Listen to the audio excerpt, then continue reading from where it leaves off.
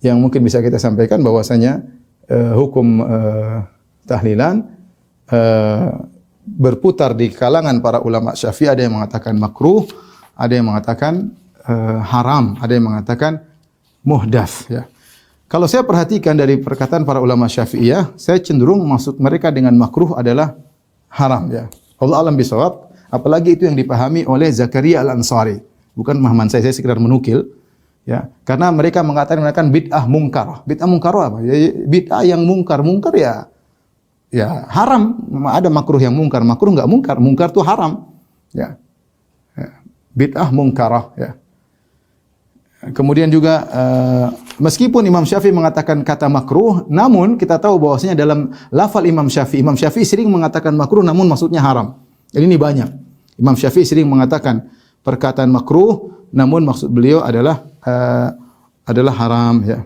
Dan saya nukilkan juga dalam buku saya, nukil-nukilan dari Imam Syafi'i, beliau mengatakan makruh padahal itu hukumnya haram, ya. Hukumnya haram. Ya, karena makruh bisa jadi makruh tanzih, yaitu dibenci. Tapi makruh ada makruh tahrim. Makruh bisa artinya haram, ya. Contoh di sini Imam Syafi'i mengatakan, saya nukilkan sebagiannya. Contoh Imam Syafi'i mengatakan, fa kullu man halafa bi ghairillahi karihtu lahu. Semua orang yang bersumpah dengan nama selain Allah aku makruhkan. Apa makruhnya? Haram, ya. Bersumpah dengan nama selain Allah syirik. Gimana syirik makruh? Tapi itu istilah ulama mutaqaddimin dahulu. Mereka terkadang ini juga berlaku pada Imam Ahmad. Imam Ahmad sering mengatakan makruh, ternyata hukumnya haram. Tetapi mereka terkadang mungkin karena tawadhu atau kehati-hatian mereka mengatakan makruh. Karena haram itu kayaknya berat, tapi intinya maksud mereka haram. Cuma mereka memilih lafal yang menurut mereka lebih sopan atau lebih apa, ya. Kata Imam Syafi'i, semua yang bersumpah dengan nama selain Allah aku benci akan hal tersebut. Maksudnya apa? Karihtulah, maksudnya haram karena bersumpah dengan selain Allah adalah syirik, ya. Kemudian juga misalnya wa akrahun niyah 'alal mayyit ba'da mauti. Aku benci meratap kepada mayat setelah mayat meninggal dunia, setelah dikubur. Taib. Niyah hukumnya apa? Dosa besar, bukan cuma makruh. Dosa besar, tapi Imam Syafi'i menggunakan kata makruh, ya. Kemudian juga Imam Syafi'i mengatakan wa akrahu lil muslim an ya'mala bina'an aw najaratan aw ghairahu fi kanaisihim allati li salawatihim. Aku tidak suka, aku makruhkan seorang muslim bikin bangunan untuk gereja, ya, yang mereka gunakan untuk ibadah mereka di situ. Yang jelas ini maksudnya hukumnya haram karena membantu melariskan acara kesyirikan, ya. Demikian juga, ya. Perhatikan Imam Syafi'i mengatakan wa akrahu lil muhrim an yakhtuba ala ghairihi. Aku memakruhkan orang yang sedang ihram untuk berkhitbah kepada selainnya, ya. Kama akrahu lahu an yakhtuba ala nafsihi, dan aku juga memandang makruh orang yang sedang ihram kemudian berkhitbah untuk dirinya, bukan yang pertama untuk orang lain dan berkhitbah untuk dirinya. Tapi kata Imam Syafi'i perkataan, wala tufsidu ma'siyatuhu bil khitbati inkahal halal. Tetapi maksiatnya tersebut, ya, dengan melakukan khitbah. Perhatikan Imam Syafi'i mengatakan seorang muhrim yang melakukan khitbah itu maksiat, tetapi dia mengatakan makruh.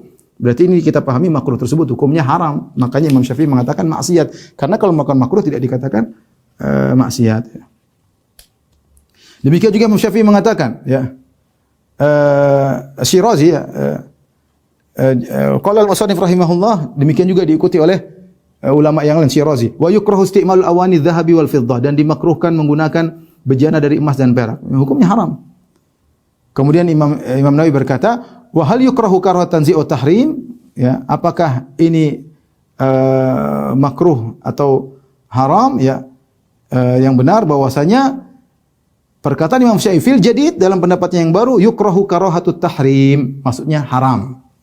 Jadi terkadang lafalnya makruh tapi maksudnya haram, ya. Dan banyak, ya. Saya nukilkan banyak hal-hal yang di mana Imam Syafi'i mengatakan makruh tapi maksudnya adalah haram, ya.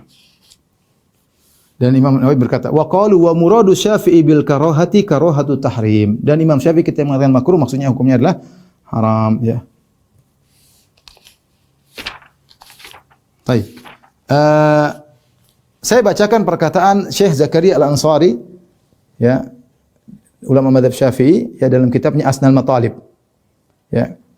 Beliau wafat pada tahun 926 Hijriah.